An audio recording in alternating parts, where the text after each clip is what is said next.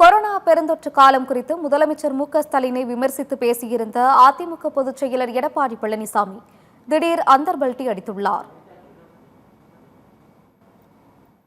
இன்னைக்கு வல்லரசு நாட்டில் கூட இந்த கொரோனா வைரஸ் பரவல் இருந்து மக்களை பாதுகாக்க முடியல. ஆனா அந்த கொரோனா வைரஸ் தொற்று ஏற்பட்டு விட்டா அவர் உயிரிழக்க நேரிடும். அப்படிப்பட்ட சோதனையான நேரத்தில் கூட திறமையாக அரசு செயல்பட்டு விலை மதிக்க முடியாத உயிர்களை காப்பாற்றி அரசாங்கம் அதிமுக. திமுக ஆட்சியில் வறட்சி வந்ததா, வெள்ளம் வந்ததா, புயல் வந்ததா, கொரோனா வந்ததா? ஒன்னும் வரல.